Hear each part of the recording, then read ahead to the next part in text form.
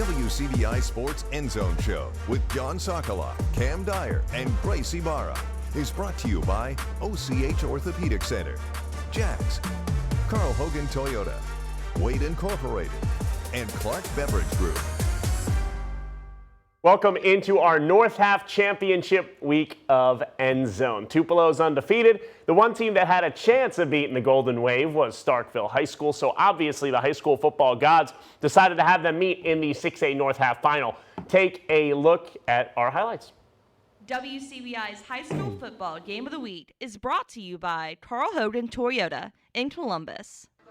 Take a look at this nice red 2023 Tacoma. It got our young Cam to Tupelo safe and sound. Go get yourself one at Carl Hogan Toyota. All right, here we go. Undefeated Tupelo hosting Starkville. We'll start in the first. Elijah Green making a nice snag, but the hard-hitting Starkville defense forces a fumble, and Nijadis Roberts Holloway falling on it, setting up that offense. Trey Petty makes the Wave pay for the mistake, strolling in to put the Yellow Jackets up 6-0. A little later, rinse, repeat. Petty again to the left, and he powers his way in for the touchdown. He was screaming, he's a dog. He has an offer from the Mississippi State Bulldogs, and that touchdown makes it 13-0. Next Starkville possession, Jaquaven Jenkins with the give, and he's got a date with the Endzone, extending the lead to 20-0. But Tupelo playing for much, much more. Here's a look at the helmet stickers honoring the late Sam Westmoreland. Golden Wave responds. Jeremiah Harrell finding KD Gibson over the middle. Turns on the afterburners. It's a house call.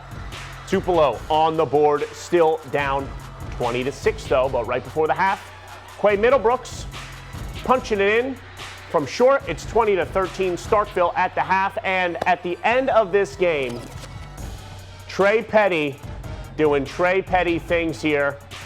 A big-time touchdown to Jalen York. The Starkville Yellow Jackets are going to the 6A state title game, winning 41-32. All right, to Louisville, the Wildcats hosting those Houston Hilltoppers in the 4A North Half final. Early on for Louisville, first and goal, Key Jackson, QB keeper. Around the right side, he fumbles. Houston recovers, gets a huge turnover. Houston trying to capitalize, second down. Steele Brooks on the option keeper. He's got a nice gain down inside the 10-yard line. More from the Hilltoppers. Jamal Cooperwood getting the ball up the middle. He scores on the 2-yard run. PAT good. Houston up 7-0. After a great kickoff return, the Wildcats first and goal. Jackson on the QB sneak. He's into the end zone. PAT good. Louisville now tying the game up. Hilltoppers back on offense. Third down. Brooks back to pass. In trouble. Throws. Picked off. Ja'Carry Owens returns it 22 yards to the house. PAT good. Louisville takes a 14-7 lead. Second quarter. Houston down 14-7. Fourth and goal. Brooks off the play action rolling to his right.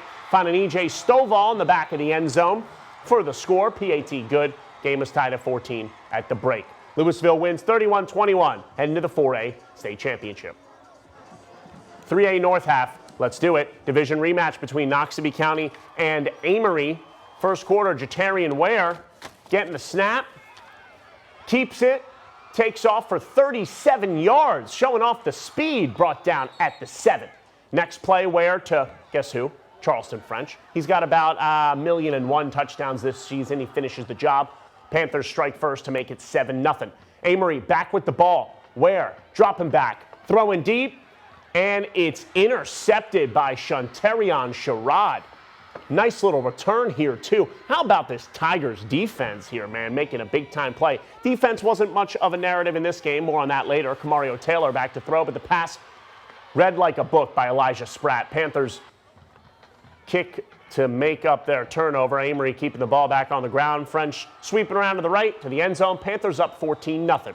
Still first quarter. Guess who found the end zone again? Charleston French gets in. 21-0 Panthers in the North Half Championship, but the Tigers not giving up that easy.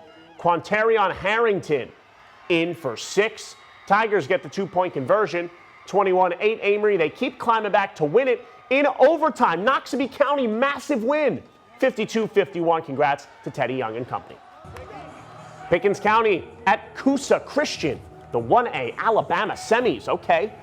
Coosa's John David Justice, JDJ, I'm sure his friends call him that.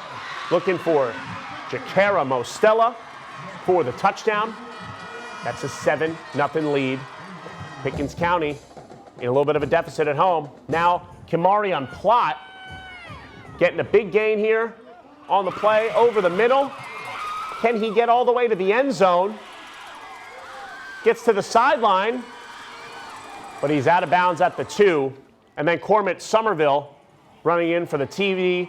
2-point conversion good, 8-7 Pickens County. But Coosa fans absolutely loving it showing up on the road. Coosa's Jaden Burns, his field goal right here, puts his team up 10-8.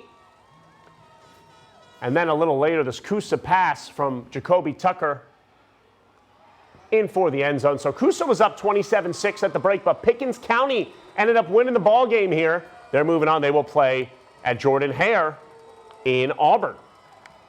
All right, a couple quick scores for you. West Point took down Vicksburg 14-0, and Eupora, so they will move on to the 5A state championship in Hattiesburg. Meanwhile, Eupora falling to Charleston. Heck of a season for Eupora. Ty Murphy and company falling 24-6.